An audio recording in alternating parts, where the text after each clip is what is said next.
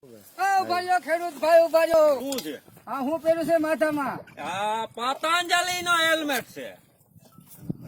આનો ફાયદો હવે જો સાહેબ એમાં એવું છે કે હવે સરકાર બધે જો દંડ ફટકારે છે બરોબર, હા.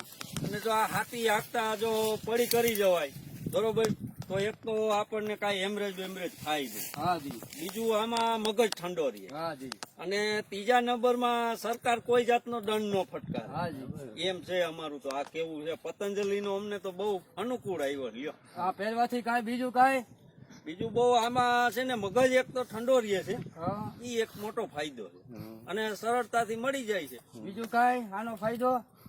એટલે એક હું પાછું કાળા કાયદો છે કઈ તમારે કહેવાનું છે? જો સાહેબ આમાં એવું છે, તમારા જેવા પત્રકારો રહ્યા ને ઈ સરકારના ખોરે બેહી ગયા છે, અને જે સાચી વાત બતાવવાની છે એ બતાવતા નથી. અત્યારે રોડમાં એટલા બધા ઢોર રખડે છે, એની કોઈ વ્યવસ્થા નથી.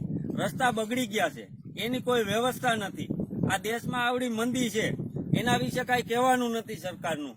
અને આપણો રૂપિયો નબળો પડે છે, એના વિશે કોઈ વ્યવસ્થા નથી સરકારની. ને સરકારના જે કઈ આ નબળા પાસાઓ છે એ બતાવવાને બદલે તમે આ કાળા કાયદાને લઈને રખડો છો કાયમ.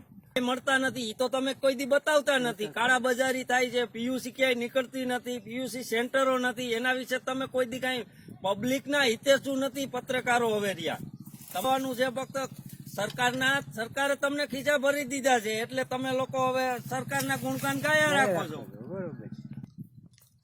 અભયના લાયસન્સ નીકળતા નથી બરોબર. અને ભાઈ ઉભા રહ્યો, પત્રકાર સાહેબ ઉભા રહ્યો. હજી મારે એક વાત સાહેબ હજી વાત કરવાની બાકી છે.